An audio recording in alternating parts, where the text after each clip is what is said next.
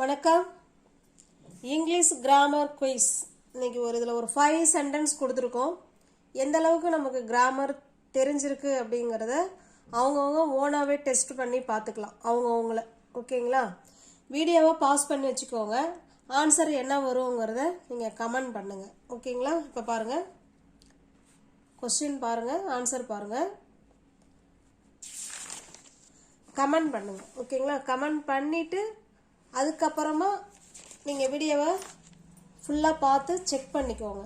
எது ரைட்டு, எது தவறு, ஏன் தவறு அப்படிங்கிறதையும் நம்ம இந்த வீடியோவில் தெரிஞ்சுக்கலாம். ஓகேங்களா? வாங்க வீடியோக்குள்ளே போகலாம். He was dash last night at 12 AM. verb கொடுத்துருக்காங்க பாருங்க. ஸ்லீப் verb, slept அவங்களும் verb தான், ஸ்லீப்பிங் அவங்களும் verb தான். ஓகேங்களா? இதான் மெயின் வேர்பு. இது verb 1, verb 2. இது ப்ரெசன்ட் கண்டினியூஸ் டென்ஸுக்கும் பாஸ்ட் கண்டினியூஸ் டென்ஸுக்கும் தான் ஐஎன்ஜி வரும். வேர்பு கூட ஐஎன்ஜி எப்போ வரும்னா கண்டினியூஸ் டென்ஸுக்கு தான் ஐஎன்ஜி வரும். ஓகேங்களா? இப்போ பாருங்க, இந்த இடத்துல அவர் 2 மணி அளவில் தூங்கி கொண்டு இருந்தார். நேற்று நைட்டு 2 மணி அளவில் தூங்கி கொண்டு இருந்தார். ஒரு விஷயம் பாஸ்ட் கண்டினியூஸில் தொடர்ந்து நடந்துக்கிட்டே இருக்காது. எதை வச்சு கண்டுபிடிக்கிறோம்னா வாஸ். He was. இந்த வாஸ் வேர் பார்த்தீங்கன்னா வாஸ் வேர் இது பாஸ்ட் கண்டினியூஸ் டென்ஸுக்கு வரும். பாஸ்ட் கண்டினியூஸ் டென்ஸுக்கு தான் வரும். இப்போ வேர்பு, இந்த வேர்பு கூட ஐஎன்ஜி சேர்த்து வரும். பாஸ்ட் கண்டினியூஸ் டென்ஸுக்கு வேர்ப் ப்ளஸ் ஐஎன்ஜி வரும். ஓகேங்களா? இது நமக்கு தெரியணும். இப்போ ஹீ வாஸ், இது பாஸ்ட் கண்டினியூஸ்னு கண்டுபிடிச்சிட்டோம். அப்போ ஸ்லீப் வருமா, ஸ்லெப்ட் வருமா, ஸ்லீப்பிங் வருமா? வேர்பு கூட ஐஎன்ஜி சேர்க்கணும். அது பாஸ்ட் கண்டினியூஸாக இருந்தாலும் சரிதான், இல்லை ப்ரெசன்ட் கண்டினியூஸாக இருந்தாலும் சரிதான், வேர்பு கூட ஐஎன்ஜி சேர்த்து இங்கே வரணும். இப்போ he was sleeping. He was sleeping last night at 12 AM. Sorry, at 2 AM. 2 மணி அளவில் நேற்று அவர் தூங்கி கொண்டு இருந்தார் அப்படின்னு சொல்கிறோம். ஓகேங்களா? நெக்ஸ்ட் பாருங்க. It may dash tonight. It may dash tonight. மேங்கிறது இங்கே ஆக்சிலரி வேர்பு. ஆக்சிலரி வேர்பு நிறைய இருக்கு. Can, good, May, might, shall, should, will, would, இப்படி நிறைய இருக்கு. ஓகேங்களா? இது எல்லாமே ஆக்சிலரி வேர்பு.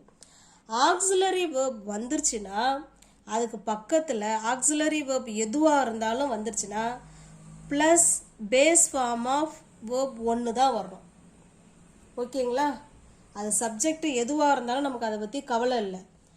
ஆக்சிலரி வேர்ப் வந்துருச்சுன்னா அதுக்கு பக்கத்தில் கண்டிப்பாக மெயின் வேர்பு நம்ம வேர்ப் 1 தான் போடணும். இப்போ பாருங்கள், ரெயின்ங்கிறதும் வேர்பு தான். Rains verb, raining I N G add பண்ணியிருக்கோம். இப்போ இந்த இடத்துல என்ன வரும்? இது ஆக்சிலரி வேர்பு.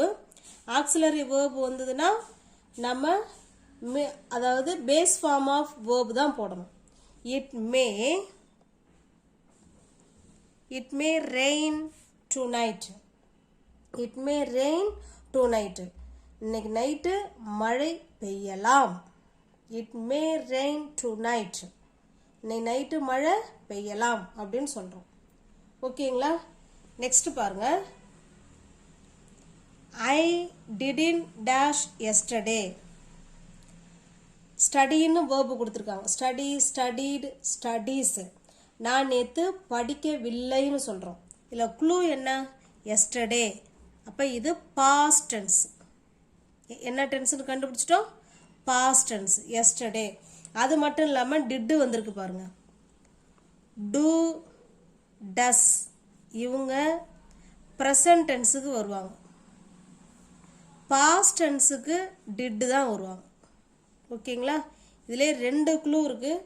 ஒன்று எஸ்டர்டேவை வச்சும் பாஸ்ட் டென்ஸ்னு கண்டுபிடிச்சிட்டோம், டிட்டு வச்சும் நம்ம இது பாஸ்ட் டென்ஸ்னு கண்டுபிடிச்சிட்டோம். நான் நேற்று படிக்கவில்லை. இப்போ பாஸ்ட் டென்ஸுக்கு ஆல் சப்ஜெக்ட், அது எந்த சப்ஜெக்டாக இருந்தாலும் சரி தான், சப்ஜெக்டு ப்ளஸ்ஸு வேர்ப் டு போடணும். இது வந்து பாசிட்டிவ் சென்டென்ஸுக்கு வேர்ப் டு.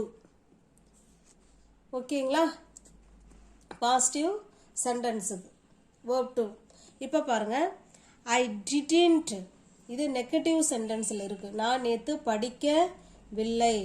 ஐ டிடன்ட், ஏன்னா இங்கேயே டிட்டு வந்துருச்சு, அந்த ஈடிக்குரிய வேர்டு இங்கேயே வந்துருச்சு.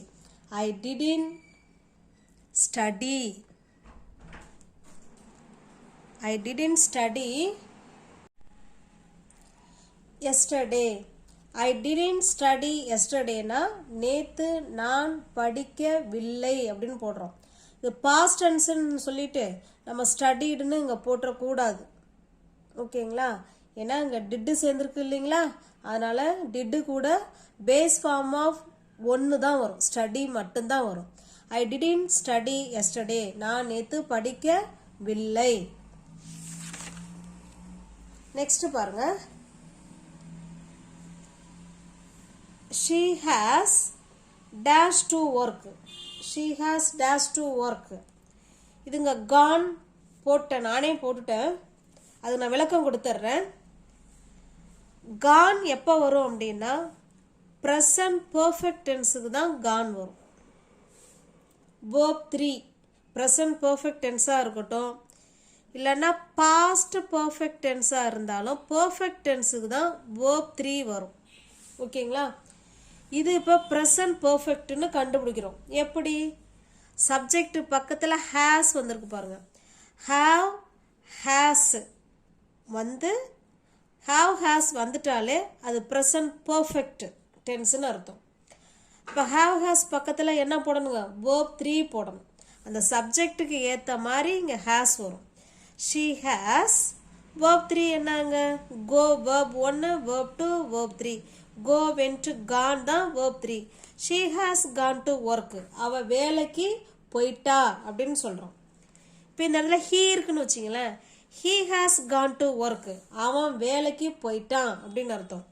இதே இடத்துல இப்போ they இருக்குன்னு வச்சுப்போம், they have, இந்த இடத்துல என்ன போடணுங்க? have போடணும். he she இட்டுக்கு மட்டும்தான் has வரும். he she இட்டு இவங்களுக்கு தான் has வரும். ஓகேங்களா? I have, you have, they have, we have இதுக்கெல்லாம் have வரும். they have gone to work. they have gone to work, அவங்க வேலைக்கு போயிட்டாங்க அப்படின்னு சொல்கிறோம். ஓகேங்களா? இப்போ அடுத்து 5th ஒன்று பாருங்கள். he has dash burger twice. அவன் 2 முறை பர்கரு சாப்பிட்டான் அப்படின்னு சொல்கிறோம். ஓகேவா? he has dash burger twice. இந்த இடத்துல ஈட்டா ஏட்டா ஈட்டனா என்ன வருங்கிறத கமெண்ட் பாக்ஸில் கமெண்ட் பண்ணுங்கள். தேங்க்யூ.